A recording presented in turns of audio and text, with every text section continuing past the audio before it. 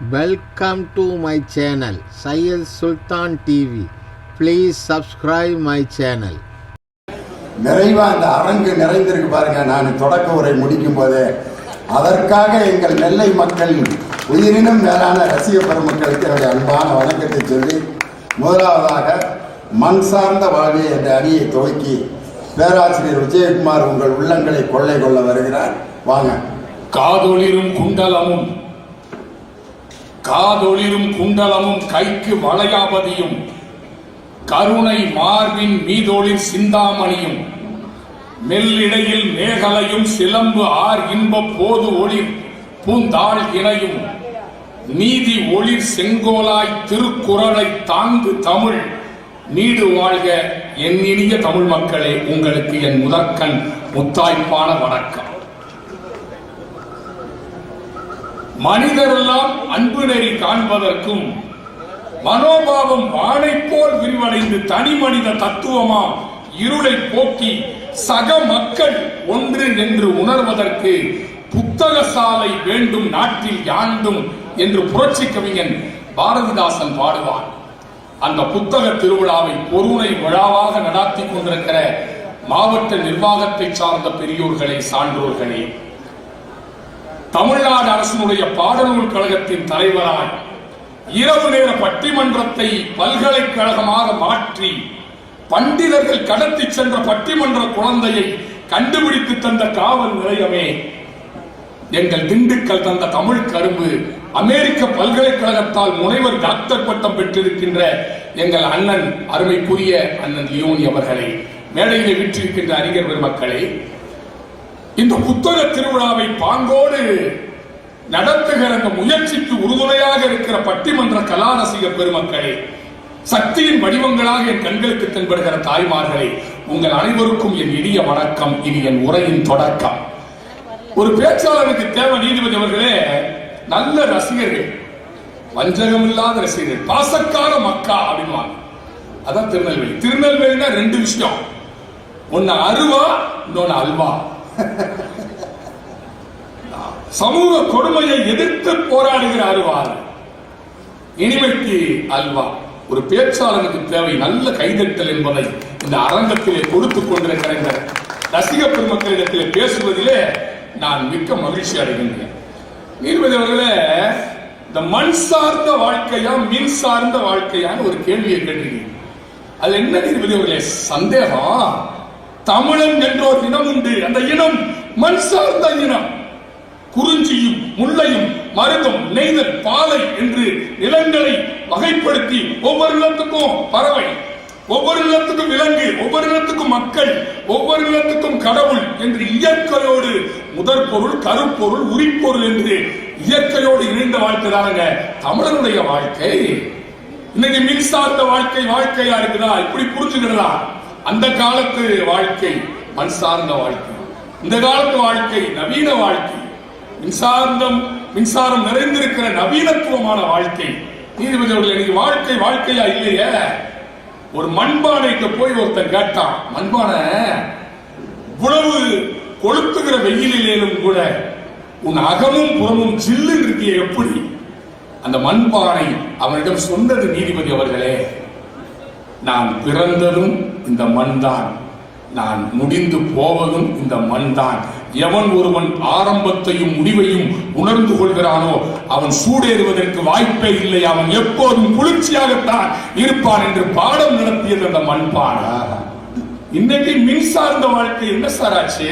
என்னைக்கு ஷாம்பு வந்துச்சோ அன்னைக்கு தான் என் முடியெல்லாம் போச்சு.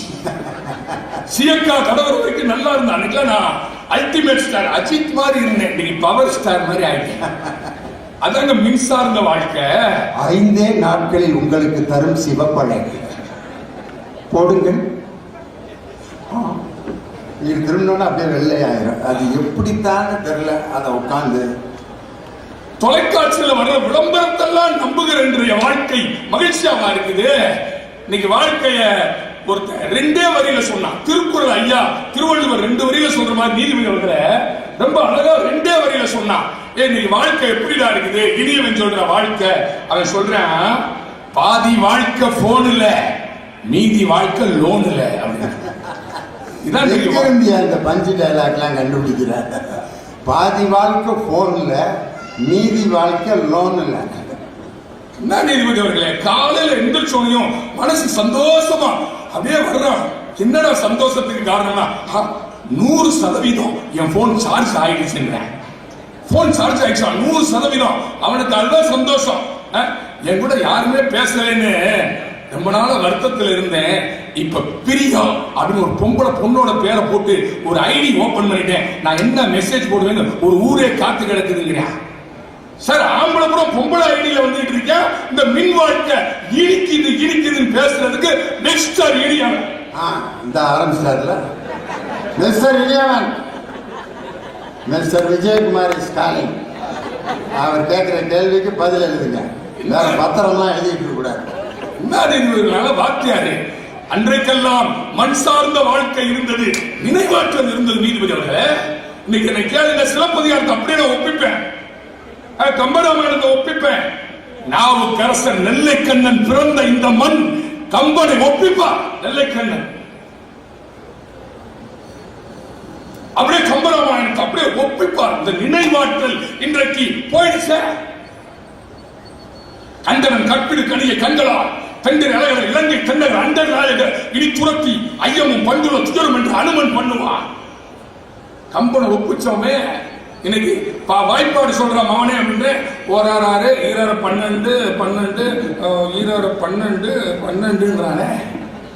நினைவாற்றல் போய்விட்டது. நீதிபதி அவர்களே, கோழிப்பண்ண செல்லத்துறைன்னு ஒரு படம், மண் சார்ந்த இயக்குனர் அழகா அந்த படத்தில் சொல்லியிருப்பார். ஒரு மாற்றுத்திறனாளி இருப்பான்.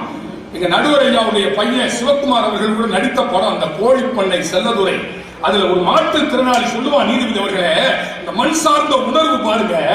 ஒரு திருநங்கை பொது உடைமை இயக்கத்திலிருந்து ஒரு அம்மா கம்யூனிஸ்டா இருக்கும் அந்த படத்துல. அந்த அம்மா உண்டியல் குலுக்கிட்டு வரும். அப்ப ஒரு மாற்றுத்திறனாளி உருவம் குள்ளம், ஆனா அவன் உள்ளம் பெருசு. உருவாய உண்டியல்ல போட்டுட்டு, அக்கா உக்ரைன் வாரையும் ரஷ்யா வாரையும் கொஞ்சம் நிப்பாட்ட சொல்லுங்க அக்கா அப்படின்னு சொல்லுவான். அந்த உணர்வு இன்றைக்கு இருக்குதா சார்? அழகான திரைப்படம் சார். அதுல சொல்றான் சார், மின் சார்ந்த வாழ்க்கை. இன்னைக்கு நான் கேட்கிறேன், இனியவனை பார்த்து புட்ஸ் வில்மோரையும் சுனிதா வில்லியம்ஸையும் போய் கேட்டு பாருங்க. விண்வெளியில 8 மாசம் 9 மாசமா உயிரை கைய புடிச்சிட்டு நின்றுட்டு இருக்கிறானே சுனிதா வில்லியம்ஸும் புட்ஸ் வில்மோரும். ஸ்டார்லைனர் விண்கலத்துல போன அவங்க மின் சார்ந்த வாழ்க்கை. உயிருக்கு உத்தரவாதம் இல்லை. பேரோடும் புகழோடும் வாழ்வதற்கு பேரறிவே துணை செய்யும். நாமெல்லாம் சீரோடும் சிறப்போடு வாழ்வதற்கு சிக்கனமே துணை செய்யும் சொன்னார் சுரதா. இன்னைக்கு சிக்கனமா இருக்குதா? மின்சார்ந்த வாழ்க்கை நம்மள நெருக்கடி கொண்டு வந்துருந்த சார். உறவுகளோடு வாழ்ந்த வாழ்க்கை மண் சார்ந்த வாழ்க்கை. EMI, credit card, debit card, லோனுக்கு லோலா அலைகிற வாழ்க்கை வாழ்கிறோமே, அது வாழ்க்கையாகுமா? நீதிபதி அவர்களே, ஒரு கவிஞன் வருத்தத்தோடு எழுதினார். மண்புழு பற்றி எழுதி வர சொன்னார். நல்ல கவனிங்க. மண்புழு பற்றி எழுதி வர சொன்னார் குழந்தையிடம் டீச்சர். மண்ணில் தொலைத்த மண்புழுவை நெட்டிலே இன்டர்நெட்டிலே தேடிக் கொண்டிருந்தார் அப்பா என்று ஒரு கவிஞன் எழுதினார் என்று சொன்னார். இன்றைக்கு போச்சே. மரம்தான் மரம்தான், எல்லாம் மரம்தான். மரம்தான் மரம்தான், மனிதன் மரத்தை மறந்தான். பிறந்தோம் தொட்டில் மரத்தின் உபயம், நடந்தோம் நடைவண்டி மரத்தின் உபயம், இணைந்தோம் கட்டில் மரத்தின் உபயம். மரம்தான் மரம்தான், எல்லாம் மரம்தான். மரம்தான் மரம்தான், மனிதன் மரத்தை மறந்தான். மின்சார்ந்த வாழ்வு மிஸ்டர் இனியவர். என்னையா விசு படத்து வசனம் மாதிரி என்ன சார் வேதனையா இருக்குங்க. மின்சார்ந்த 2 பேரும் வக்காலத்துவாங்க. அன்னைக்கெல்லாம் கீழே விழுந்தா கையில் அடிபட்டுச்சா காலில் அடிபட்டுச்சான்னு தேடுவோம். ஐயோ இவன் அடிக்கடி படிச்சா. இன்னைக்கு போன் உடஞ்சிருச்சான்னு தேடுறேன். போன் உடஞ்சிச்சா? ஐயோ. நீதிபதிகளே, காலையில் இருந்து சொன்னையும் பள்ள தைக்கிறான் இல்லையோ செல்ல தைக்கிறான். நோண்டிட்டு இருக்கான். அவன் நோண்டி நோண்டி நோண்டி செல்போனை நோண்டி நோண்டி அவன் வீட்டு கொல்லப்புறத்துல இந்த தாமிரபரணி கரையோரம் தோண்டி இருந்தா கூட 2 கிணற்றை உருவாக்கி இருக்கலாம். இன்றைக்கு நினைவாற்றலை மழுங்கி போனத பேசுறார். தேடிக்கொண்டே வாழாதே, வாழ்ந்து கொண்டே தேடி. இன்னைக்கு இந்த கவிதை வரிகள் எவ்வளவு ஆழமானது தெரியுமா? தேடிக்கொண்டே வாழாதே, வாழ்ந்து கொண்டே தேடு, அதுதான் மகிழ்ச்சி. இன்னைக்கு எந்திர யுகத்தில் ஓடிட்டே இருக்காங்க சார். என்ன சொல்லி அனுப்ப? வீடு வந்திருக்கிறது, விற்பனை செய்த ஆடு.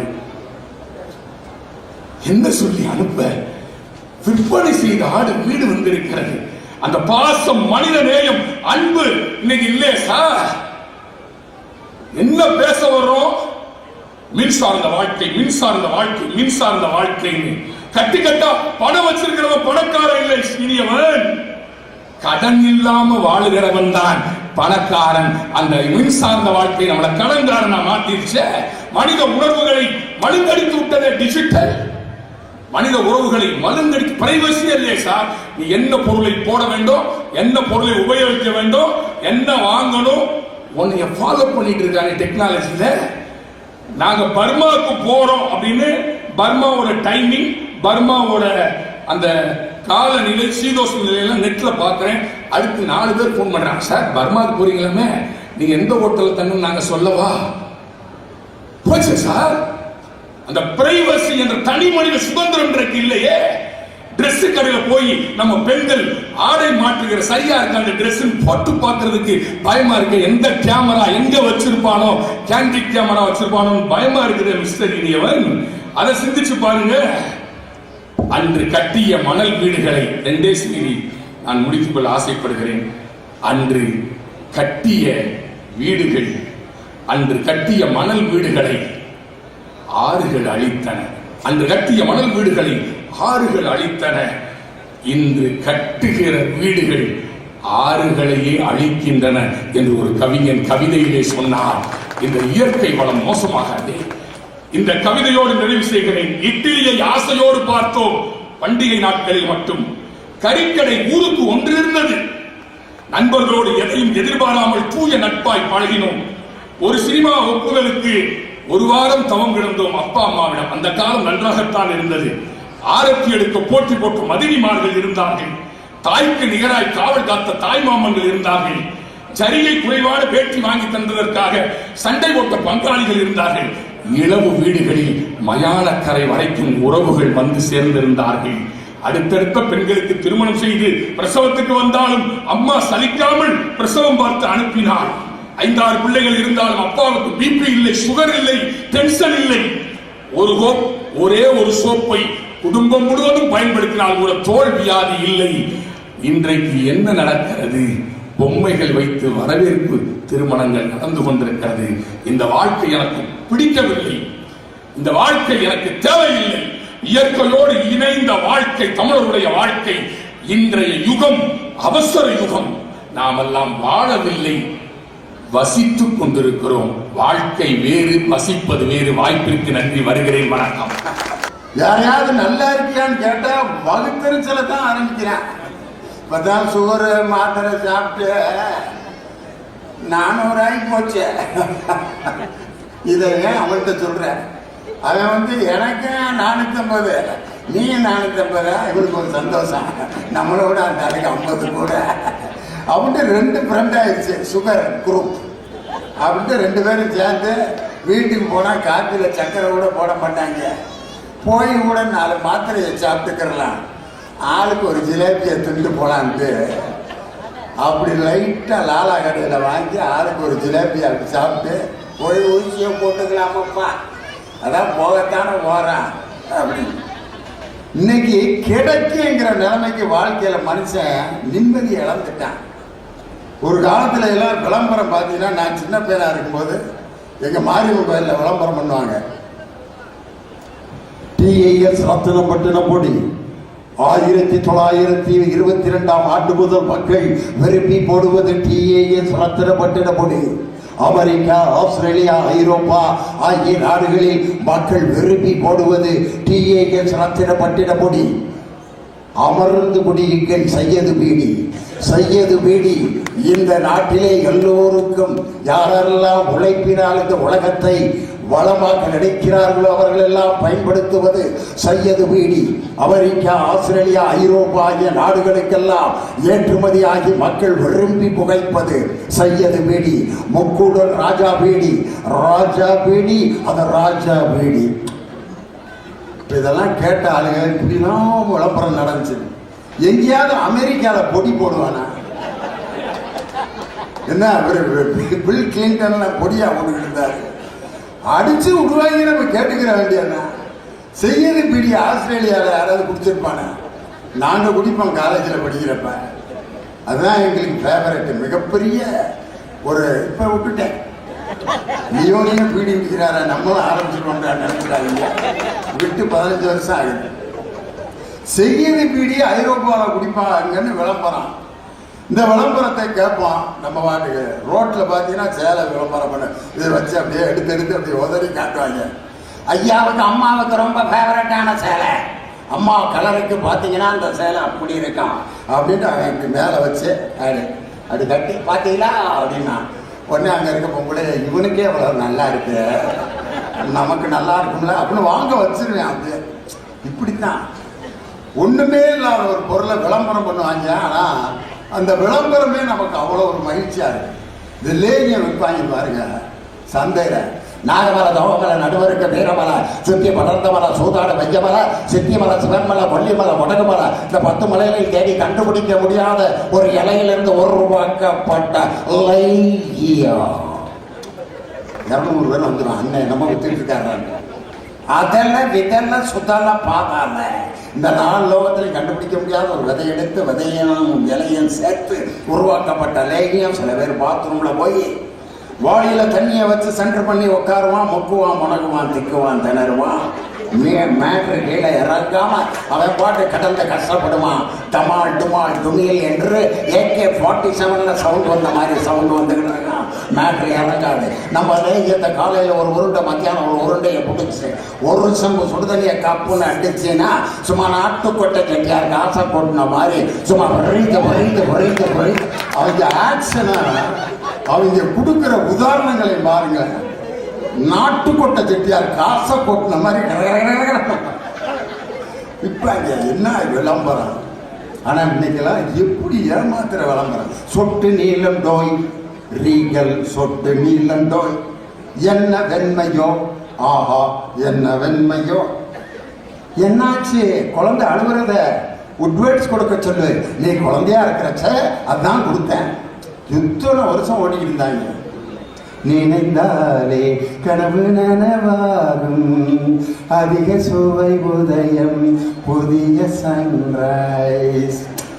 செக்கச்செவேன்னு ஒருத்தன், செக்கச்செவேன்னு ஒரு பொம்பளை பிள்ளை.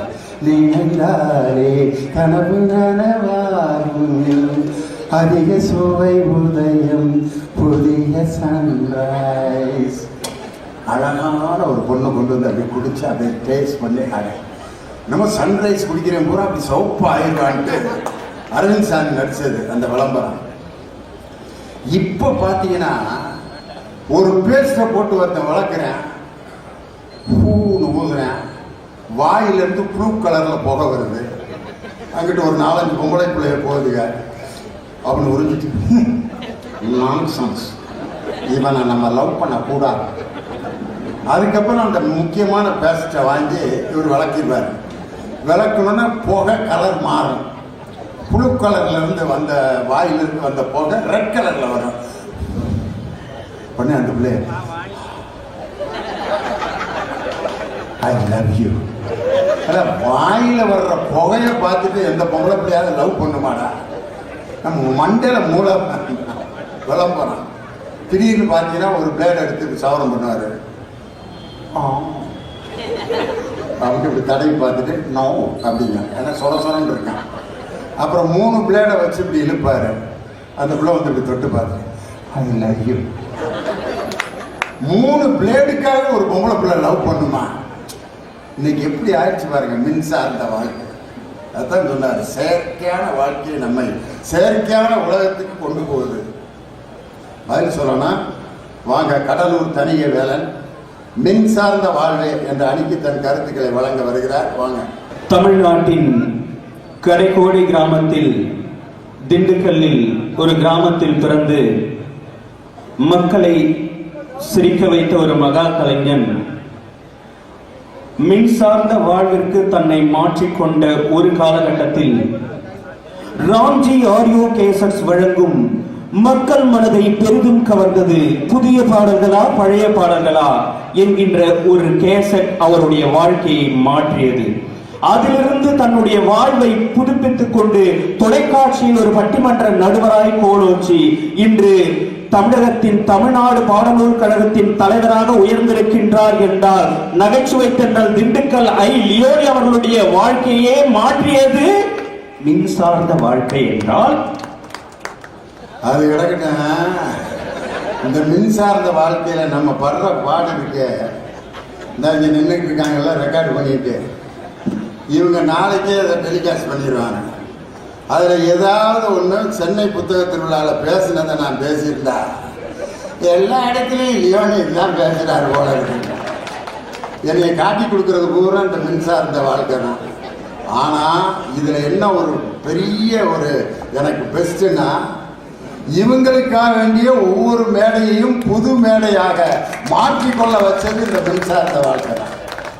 நாளைக்கு இவங்க இன்னொரு இடத்துல அதை டெலிகாஸ்ட் பண்ணும்போது, நாளைக்கு மாயவரம் புத்தக திருவிழாவில் பேச போகிறேன்.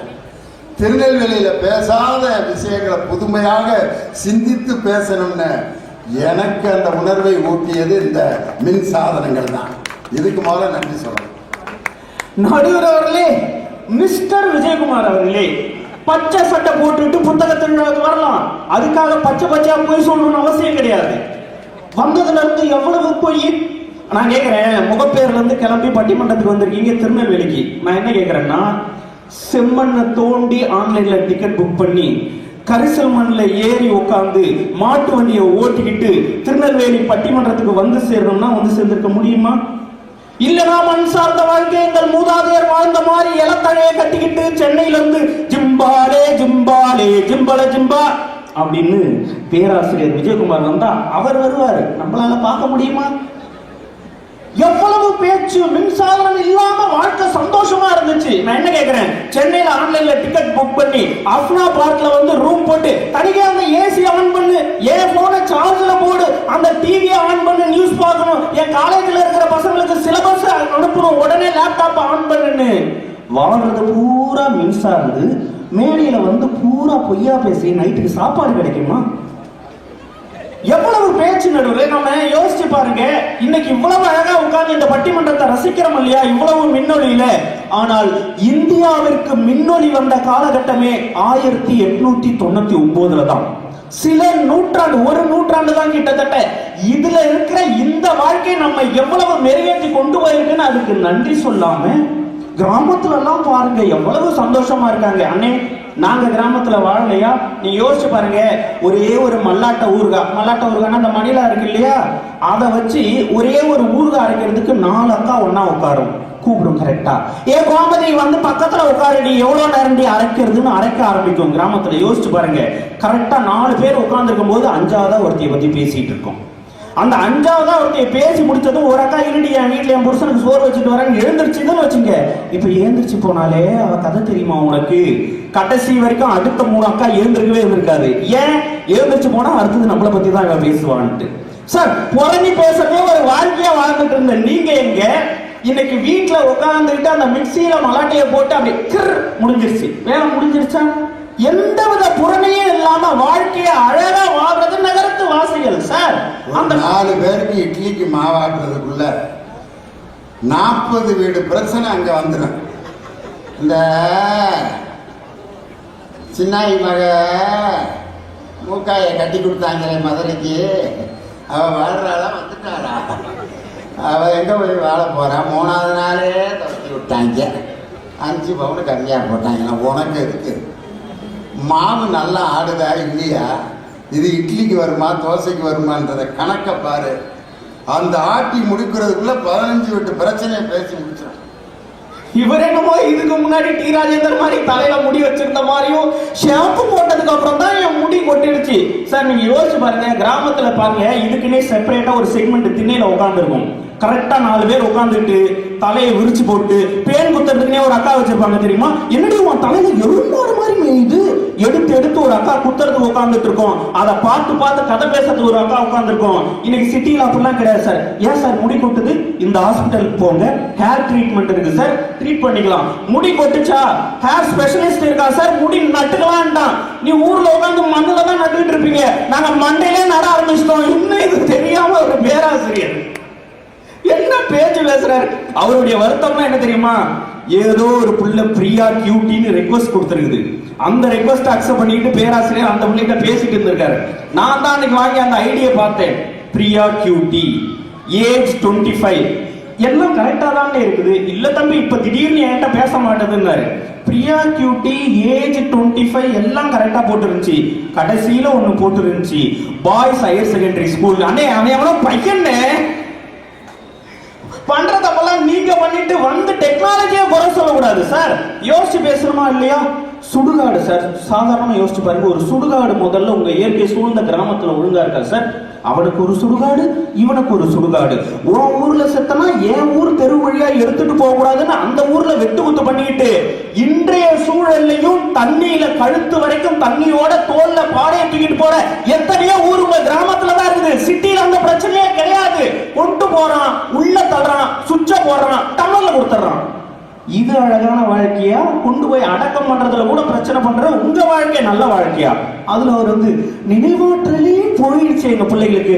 உனக்கு எத்தனை ஜிபி மெமரி கார்டு வேணும்? எத்தனை ஜிபி வேணும்? 256 வேணுமா? 128 வேணுமா? சார் யோசிச்சு பாருங்க சார். இந்த படத்துல இந்த பாடல் வேணும் சார். காதலர் தினத்துல இருந்து ஒரு பாட்டு வேணும். பையன் எடுக்கிறான் சார், அவன் சொல்லணும் இல்ல, கூகுள்ல தட்டுறான், டக்குன்னு வருது சார். எவ்வளவு அழகா பாடுது, கேட்கிற பாட்டை பாடுது சார். உங்க கிராமத்துல அந்த வாய்ப்பு எல்லாம் கிடைச்சிருக்குமா? கூகுள்லாம் கிடையாது, அலெக்சா அப்படின்னு ஒண்ணு வச்சிருக்காங்க. அலெக்சா, அலெக்சா விடுதலை, விடுதலையில வழிநெடுக காட்டுமல்லி அப்படின்னா அலெக்சா உடனே ஆரம்பிச்சிருது. அப்படிலாம் என்ன நேரம் இருப்பவனாலும் அலெக்சாட்ட கேட்கலாம். போதும் பாட்டை நிறுத்த அலெக்சா, நின்றுது. அந்த பாட்டு சரியில்லை, முருகன் பாட்டு போடு, உடனே முருகன் பாட்டு, ஐயப்பன் பாட்டு. இந்த மாதிரி வாய்ப்பு எங்கேயாவது கிடைச்சா ஒரு பாட்டு கேட்கறதுக்கு அந்த மை செட்டுக்காரருக்கு எத்தனை தடவை வெத்தலா வாங்கி கொடுத்துருக்கேன் தெரியுமா? நான் போய் வெத்தலா வாங்கிக்கடா, இந்த பாட்டு போட்டு விடுங்கண்ணே, எம்ஜிஆர் பாட்டுண்ணே, போடலாம், போய் வெத்தலா வாங்கிட்டு வா, பீடி வாங்கிட்டு வா அப்படின்னு பீடி கிடிலாம் குடிச்சிருக்கிறேன். என்ன பாட்டு கேட்டா? குடியிருந்த பயிரில் குங்கும பொட்டின் மங்களமா போடுறேன், குங்கும பொட்டின் மங்களம் அப்படின்னு. ஆஹா, இந்த ஒரு பாட்டுக்கு அந்த ஆளுக்கு எத்தனை கூலி வேலை பார்த்துருக்கேன் தெரியுமா? இன்னைக்கெல்லாம் அலெக்சான்னு பாட்டு கேட்குது சார். எப்ப மின்சார்ந்த வாழ்க்கை கிராமத்துல போய் தொடுதோ அப்பதான் சார் கடைக்கோடியில இருக்கிறவனுக்கு கூட வாய்ப்பு கிடைக்குது சார் கலெக்டர் ஆகிறதுக்கு. ஒரு சின்ன பையன் சார் ஒரு ஊர்ல இருந்து ஒரு போனை வச்சுட்டு பாடினான் சார் ஒரு பாட்டு அழகா. எவ்வளவு அழகு சார். அவன் பாடி முடிச்சதான் அதை போடுறான் சார் Facebookல. அதை பார்த்துட்டு ஒரு இசையமைப்பாளர் கூட்டு வாய்ப்பை கொடுக்கிறாருன்னா மண்ணிலே போட்டுட்டு இருந்தா கிடைக்குமா அந்த வாய்ப்பு? இந்த மின் சாதனங்கள் தான் சார் அவனுக்கு களம் அமைத்து கொடுத்திருக்கு. இன்னைக்கு எவங்கிட்ட எல்லாம் போன் இருக்கோ அவன்லாம் ஒரு கலைஞனா இந்த மண்ணில் நிக்கிறானா இல்லையா? சும்மா வந்துட்டு பெண்களுக்கு பிடிச்ச மின்சாதனம் எது சொல்லுங்க நடுவர் அவர்களே? பெண்களுக்கு பிடிச்ச மின்சாதனம் வீட்டுல எதுன்னு சொல்லுங்க. நிறைய இருக்கு, மிக்சி இருக்கு, கிரைண்டர் இருக்கு, வாஷிங் மிஷின் இருக்கு. நடுவர்களே, அது எல்லாவற்றையும் கலந்த ஒரு சாதனம் இருக்கு, ஃப்ரிட்ஜ். காலையில ஒரு சோறு ஆக்கணும், அந்த ஆளுக்கு மத்தியானம் ஒரு சோறு வடிச்சு குழம்பு வைக்கணும், நைட்டுக்கு வைக்கணும், மறுநாள் காலையில அந்த ஆளு சுட சுட வச்சாதான் சாப்பிடுவான்னு சொல்லி வெறும் சோறாக்கும் இயந்திரங்களாய் மட்டுமே கிராமத்துல பெண்களை பயன்படுத்திட்டு இருந்த உங்களுக்கெல்லாம் ஆப்பு வைக்கிறதுக்காக தான் கொண்டு வந்தா ஃப்ரிட்ஜ்னு ஒண்ணு. பெண்கள்லாம் இன்னைக்கு புருஷனை வணங்குறாங்களோ இல்லையோ, ஃப்ரிட்ஜ டெய்லி வணங்குறாங்க அப்படின்னு சொன்னா அவர்களுடைய வேலை பளுவை குறைத்து அவர்கள் வாழ்க்கையை மலர செய்வது ஃப்ரிட்ஜ்ன்ற மின்சாதனம் சார். கவுண்டமணி ஒரு படத்துல காமிச்சிருப்பாங்க சார். அந்த ஊர்ல கிராமத்துல எனக்கு தான் பரிவட்டம் கட்டணும்னு ஒருத்தன் சொல்லுவான், அவனுக்கு ஆப்போசிட்ல ஒருத்தன் சொல்லுவான் எனக்கு தான் பரிவட்டம் கட்டணும்னு சொல்லுவான். ரெண்டு பேரும் அடிச்சுக்குவான், வெட்டிக்குவான், குத்திக்குவான். கவுண்டமணி நடுவில் வந்து சொல்லுவான், ஏண்டா பரிவட்டம்ன்றது ஆஸ்கர் அவார்டாடா, இல்ல நீங்க எல்லாம் என்ன சயின்டிஸ்டாடா, ஒன்றை நான் துண்டை வாங்கி தலையில கட்டுறதுக்கு எதுக்குடா இவ்வளவு சண்டை போட்டுக்கிறீங்க அப்படின்னு சொல்லி அந்த துண்டை தூக்கி அவனுக்கு மூஞ்சில எரிஞ்சிட்டு போயிட்டு இருப்பான் சார். இன்றைக்கும் கிராமத்துல என்ன சாதிக்கிறான்றத பாக்குறத விட சாதிக்கு சண்டை போடுற குரூப் தானே சார் அதிகமா இருக்கீங்க. நான் நிறைவா இப்படி சொல்லி முடிக்கிறேன் சார். எந்த ரூம்ல எங்க கேமரா வச்சிருப்பானோ கேண்டீன் கேமரா நீங்களே, அது கேண்டீன் கேமரா இல்ல, ஸ்பை கேமரா. யோசிச்சு பாருங்க, இன்றைக்கு சமூகத்தில் நடக்கின்ற அத்தனை குற்றங்களும் குறைந்திருக்கிறது என்றால் இறைவன் மீது இருக்கின்ற பயம் காரணம் கிடையாது.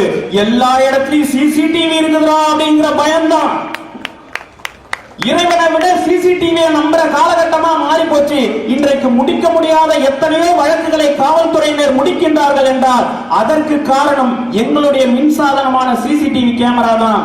விஜயகுமார், இன்னைக்கும் ஊர்ல ஒரு கிழவியை திண்ணில உட்கார வச்சு, நீ எந்த ஊர்ல இருந்து வந்த தம்பி, எதுக்கு தம்பி வந்தன்னு ஒரு கிழவியை உட்கார வச்சிருக்கீங்க இல்லையா?